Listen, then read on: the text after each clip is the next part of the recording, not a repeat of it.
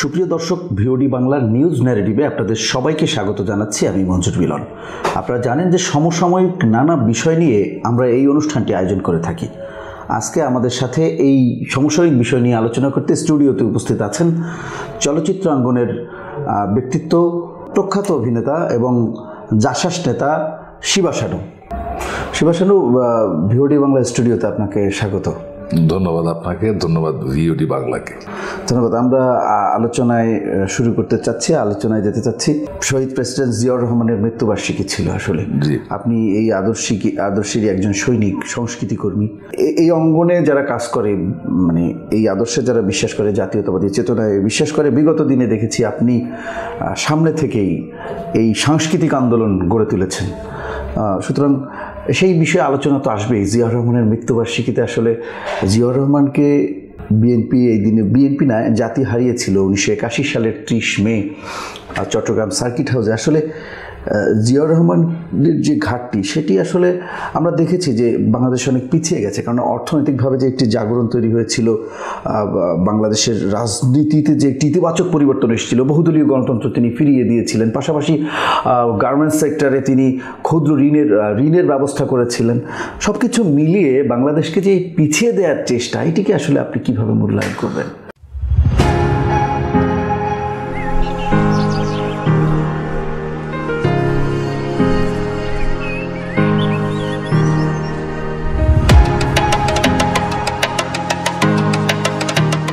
দেখুন, আপনি যে কথাটা বললেন চার সূত্র ধরে আমি এটাকে বলতে চাই যে শুধু দেশের উন্নয়ন বললে হবে না, আমার দেশের স্বাধীনতা, এই যে একটি স্বাধীন ভূখণ্ড বাংলাদেশ, সে দেশেরই জন্ম হতো না যদি শহীদ রাষ্ট্রপতি জিয়াউর রহমানের জন্ম বাংলাদেশে না হতো। আমরা অনেকেই মুক্তিযুদ্ধের অনেক কথা বলি, মুক্তিযুদ্ধ কিন্তু মানে একদিনে সংগঠিত কোনো ব্যাপার না, বা একদিনে আমার দেশটা স্বাধীন হয়ে যায়নি। এর পূর্বেরও কিছু ইতিহাস আছে, পরবর্তী কিছু ইতিহাস আছে।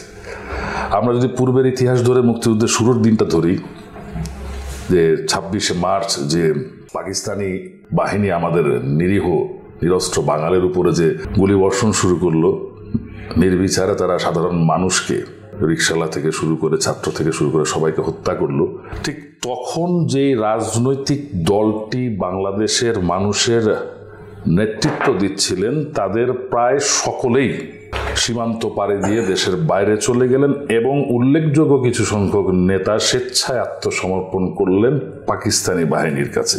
বাংলাদেশের মানুষ যখন দেখলো নেতা নেত্রী কেউ নেই, উল্টো হামলা চলছে, তখন তারা দিশেহারা, দিক বিদিক ছোটাছুটি শুরু করলো, কি করবে, কিং কর্তব্য বিমূঢ়।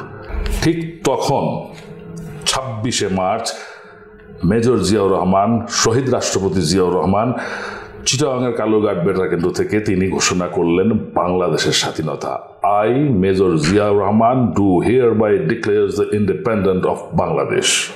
এই ঘোষণাটা দিয়েই তিনি ক্ষান্ত হননি, কিন্তু এই ঘোষণা দিয়েই তিনি কিন্তু ব্যারাকে ফিরে যাননি। এই ঘোষণা দিয়ে তিনি যুদ্ধক্ষেত্রে গেছেন, রণাঙ্গনে গেছেন, যুদ্ধ করেছেন, দীর্ঘ 9 মাস যুদ্ধ করে দেশটাকে স্বাধীন করেছেন। এবার আসি একটু ওই কথাটা না বললেই না, যখন আমাদের দেশের নিরস্ত্র মানুষ যখন পলায়ন পর দিক বিদিক ছুটাছুটি করছে, তখন তার এই ভাষণটা কিন্তু সে মানুষদের বুকে সাহস জুগিয়েছিল, যুদ্ধ করার অনুপ্রেরণা জুগিয়েছিল যুদ্ধ করার, এবং তারা বুঝতে পেরেছিল যে ইস্ট বেঙ্গল রেজিমেন্টের যে আর্মিগুলো, বাংলাদেশি আর্মিগুলো, তাদের পক্ষে আছে যুদ্ধের জন্য। তখন বাংলাদেশের মানুষ যুদ্ধে ঝাঁপিয়ে পড়তে শুরু করলো এবং দীর্ঘ 9 মাস যুদ্ধের পরে আমরা স্বাধীন বাংলাদেশ পেলাম। স্বাধীন বাংলাদেশ পাওয়ার পরে আমাদের অনেক আশা আকাঙ্ক্ষা ছিল যে বাংলাদেশটাকে সুন্দর করে গড়ার, সবার মতামত, সুন্দর মতামতের উপর দেশ চলবে, স্বাধীনভাবে গণতান্ত্রিক পরিবেশে দেশ চলবে, মানুষ তার অধিকার প্রতিষ্ঠিত করতে পারবে। কিন্তু আমরা দেখতে পারলাম যে না, পক্ষান্তরে একটি একদলীয় শাসন ব্যবস্থা কায়েম করে দিয়ে আমাদের গণতান্ত্রিক অধিকারকে হরণ করা হলো। যা ইচ্ছে তাই লুটপাট, দুর্নীতির কারণে 74-এ আমরা দুর্ভিক্ষের মুখোমুখি হলাম। আপনি এও জানবেন যে আজকে আপনাদের এটা পত্রিকা অফিস, সাংবাদিক অফিস, একটা নিউজ চ্যানেল, আপনি কি জানেন যে সেই সময় কিন্তু কয়েকটা পত্রিকা, 4টা পত্রিকা রেখে বাকি সব পত্রিকা বন্ধ করে দেওয়া হচ্ছিল, যাতে কলম স্বাধীনতাটা তারা কেড়ে নিয়েছিল। তো যাই হোক, তার পরবর্তীতে 75-এর পট পরিবর্তনের পরে বাংলাদেশটাই তো তখন একটু এলোমেলো হয়ে গেল, নিয়ম শৃঙ্খলা বাইরে চলে গেল, সব কিছু কু আফটার কু হচ্ছে, কোনো কিছুর ভিতরেই মানে চেইন অফ কমান্ড ছিল না। তখন সিপাহী জনতার সিদ্ধান্তে এবং সিপাহী জনতার তাদের সেই সম্মিলিত প্রচেষ্টায় শহীদ রাষ্ট্রপতি জিয়াউর রহমানকে তারা কারাগার থেকে মুক্ত করে নিয়ে এসে বাংলাদেশের দায়িত্বভার প্রদান করলেন। শহীদ রাষ্ট্রপতি জিয়াউর রহমান বাংলাদেশের দায়িত্বভার গ্রহণ করার পরে উনি যেটা প্রথম করলেন সেটা হচ্ছে যে এই গণতন্ত্র, বহুদলীয় গণতন্ত্র প্রতিষ্ঠার তিনি পদক্ষেপ গ্রহণ করলেন। অবাধ সাংবাদিকতা লেখনের তিনি ব্যবস্থা চালু করলেন, সমস্ত পত্রিকা তিনি উন্মুক্ত করলেন। সবচেয়ে বড় কথা হচ্ছে অনেকেই বলেন যে মানব নাকি মানে জনসংখ্যা নাকি আমাদের দেশের একটা বোঝা, কিন্তু জিয়াউর রহমান বলেছিলেন জনসংখ্যা আমার দেশের সম্পদ, এবং সেটা তিনি প্রমাণ করেছিলেন তিনি যখন বাংলাদেশের রাষ্ট্র ক্ষমতায় ছিলেন।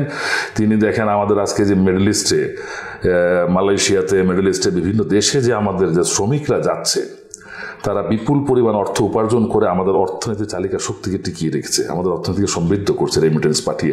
এটা শহীদ রাষ্ট্রপতি জিয়াউর রহমান শুরু করেছেন। আজকে গার্মেন্টসের কথা আপনি বললেন, ক্ষুদ্র ঋণের কথা বলেন, গার্মেন্টস প্রতিষ্ঠা এবং এখান থেকে বিদেশে এক্সপোর্ট করার এই দ্বারটাও শহীদ রাষ্ট্রপতি জিয়াউর রহমানের মাধ্যমে উন্মোচিত হয়েছে।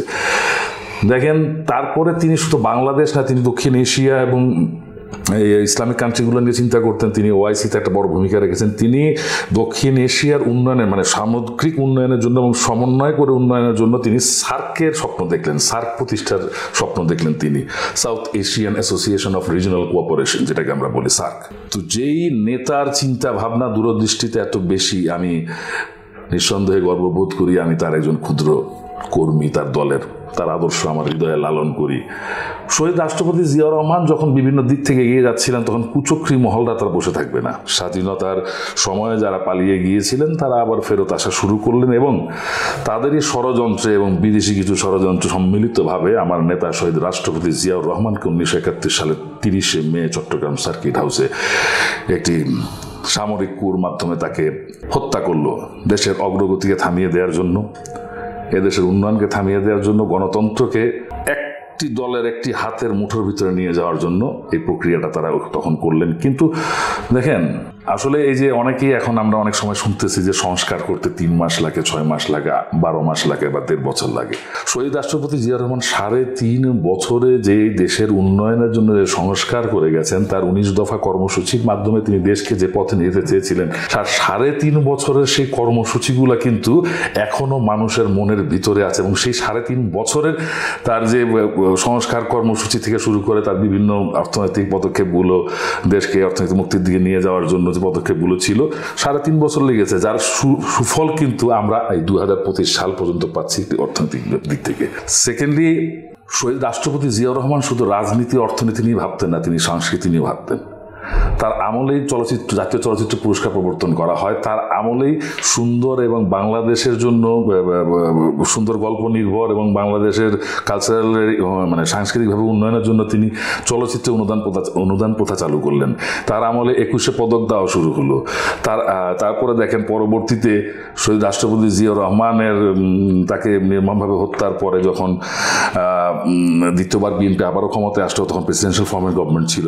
তখন পরবর্তীতে জাতীয় নির্বাচন না, রাষ্ট্রপতি নির্বাচনের মাধ্যমে বিচারপতি আব্দুল সাত্তার সাহেব আবার নির্বাচিত হলেন পুনরায় রাষ্ট্রপতি। তারপরে তো এরশাদ সাহেবের ঘটনা, ক্ষমতা ছিনিয়ে নেওয়া, এগুলো তো জানেনি, সবাই জানি আমরা। এর পরবর্তী দীর্ঘ 9 বছর স্বৈরাচার বিরোধী আন্দোলনে বিএনপি সবচেয়ে অগ্রণী ভূমিকা পালন করেছে। অনেক দল এর সাথে আঘাত করেছে, নির্বাচনে 86-তে গিয়েছে, জামাত গিয়েছে, আওয়ামী লীগ গিয়েছে, কিন্তু বিএনপি ছিল, আমার নেত্রী দেশনেত্রী বেগম খালেদা ছিল আপসহীন, তিনি কিন্তু এর সাথে অধীনে কোনো নির্বাচন অংশগ্রহণ করেননি। এবং আমি গর্বিত একটা ব্যাপারে, সেটা হচ্ছে যে দেশনেত্রী বেগম খালেদা যেদিন রাজনীতিতে পদার্পণ করলেন, সেটা জাসাসের মঞ্চ থেকে। আমি প্রাউড টু ফিল জাসাসের একজন কর্মী, এবং তার দীর্ঘ 9 বছরের আপসহীন সংগ্রাম আন্দোলনের মাধ্যমে যখন 90-তে এর সাথে পতন হলো, 91-তে জনগণ বিএনপিকে কিন্তু ভুলে নাই, সেই বিএনপিকেই আবার ভোট দিয়ে নির্বাচিত করেছিল।